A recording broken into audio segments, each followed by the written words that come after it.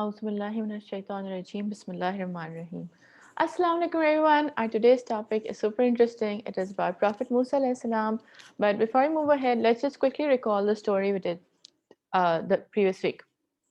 So, Prophet Musa, he is to be born at a time when in Egypt there is a really, really, really bad king called the Pharaoh, and he finds out that there is going to be a boy who's going to grow up and he's going to bring down his kingdom and he's not going to let him do all the naughty things that he was doing. So he gets super scared and he tells everyone that they should go and, whenever a newborn baby is born, they should just kill it. I mean, how horrendous was that, right? But Allah Ta'ala does as He wills. And that is how Prophet Musa, alayhi salam, even though he was born at that time, he was still safe because his mom had the bright idea from Allah Ta'ala that she should put him in a carriage and put him in the river Nile. Now, River Nile was a river in Egypt, which is still there. If you ever go to Egypt, you can see it over there. Anyways, so this baby Musa, he actually went all the way and ended up nowhere else but at Pharaoh's palace, okay, at Pharaoh's own palace, where he was received by his wife, and she was like, "Oh my God, this baby is so cute. We don't have any children. Can you please, please, please, please, please keep him?" And Pharaoh is like, okay, okay. He just like agreed, even though everywhere, left, right, center, all the baby boys that were born at that particular point were being killed. But Allah Ta'ala does as He wills, and that is how Prophet Musa alayhi salam was saved. Anyhow, so he grew up in the palace like a prince. Can you imagine?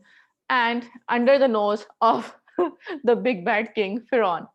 So, moving ahead, these are the du'as that are mentioned about Prophet Musa alayhi salam in the Quran. One is the one we read every day, which is Rabbi Zidni Ilma, and the other one which we will learn today, which is Rabbi Shrahli Sadri. Now, when Prophet Musa alayhi salam grew up, he was told by Allah Ta'ala to go and talk to Pharaoh and tell him, well, you're not the God, okay? Allah Ta'ala is the God. Now, he was super scared. So, we actually saw this video in which we understood how Prophet Musa alayhi salam actually built up the courage to go and talk to Pharaoh. Now, as we knew that Prophet Musa alayhi salam used to stutter, his speech wasn't very clear. First of all, that's like the biggest thing when you're talking to someone. Okay. Secondly, Prophet Musa, this Pharaoh's castle was like the most heavily guarded castle. He was like the most richest, the most powerful person. So how could Prophet Musa alayhi salam go and just talk to him and tell him and insult him that, well, excuse me, you're not the God. Allah Ta'ala is the God. So this was like a impossible mission. But when Allah Ta'ala told him to do this, instead of asking Allah Ta'ala, "Oh Allah Ta'ala, I can't do this. Oh Allah Ta'ala, how will I do this?" Or telling him, "Well, how about you help me out with like an army? How about I go with some protection or something like I don't know, an armor maybe." No, the only thing he actually asked Allah Ta'ala was this dua. He asked this dua which we read, which is Rabbi Shrahli Sadri. Oh Allah Ta'ala, open my chest. Now, open my chest doesn't mean that, put a cut in my chest and open it.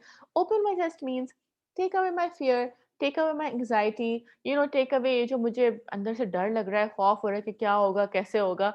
Just take that away from me. وَيَسِّرْ amri, make my work easy for me. Wahlul uqdatam min lisani, open the knots from my tongue. Sometimes we stutter, sometimes we are like, नहीं नहीं नहीं मेरा मतलब है कि नहीं नहीं मैं बोलना ये चाह रहा हूँ. And yafqahu qawli, so that they may understand me. Now, a lot of times we say a lot of things and people misunderstand us, or people just don't get what we're trying to say to them. So this is such a beautiful dua we can read before our exams, before we are going to, make a presentation or speech, whatever it is. If you're going to make like, if you want to ask for a PlayStation 4 from our parents and we want to like make our case or something, okay? If we read this, Allah Ta'ala will take away our whatever anxieties we have and make our work easy for us, inshallah Ta'ala, and open all the from our tongue. And I literally read it before I make all the tutorials for you guys. Okay, so we understood this dua.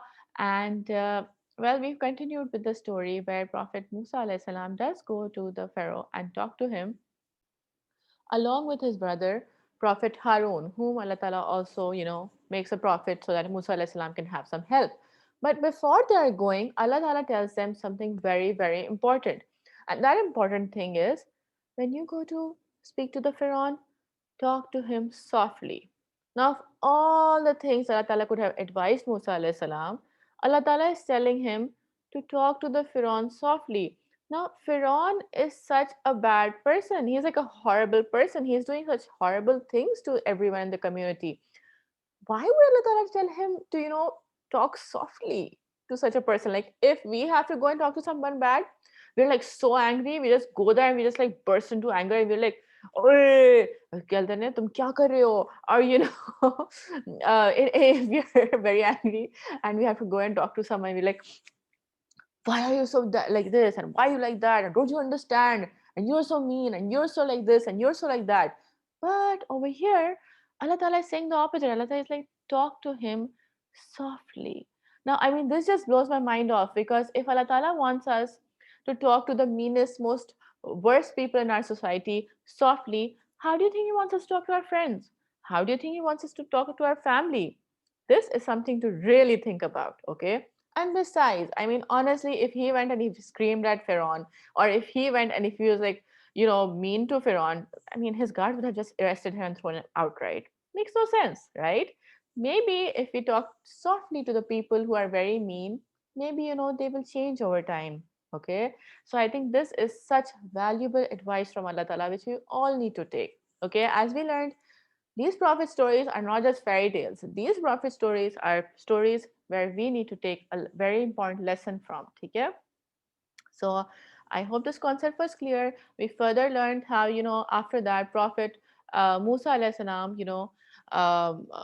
Pharaoh got like super mad, and then he was like, well, if you truly are a prophet, why don't you show us a miracle? And then, the whole magicians came, and everyone from all over the country came, and they got together, and then they saw the magic show where, the magician put down the snake, and then Musa alayhi salam put down his stick, and the stick becomes a snake, and then his snake eats all of those snakes. And when the magicians see that, they just bow down and they say, you know what, Musa alayhi salam, you know what, your god truly is the god. uh, because no way that's magic. Okay, we understand magic and this is not magic. Upon that, the Pharaoh gets super angry, and he, well, kills them in a very brutal way, violent, brutal way, which he is known for. Yeah, so we will continue. I mean, that's really sad. So he also does that in front of everyone so that everyone can see that if anyone decides to worship Allah Ta'ala instead of Pharaoh, well, this is what I'm going to do with them. So yeah. Anyways, we will continue the story next time. What happens with him? What goes on? Till then, take care. Allah Hafiz.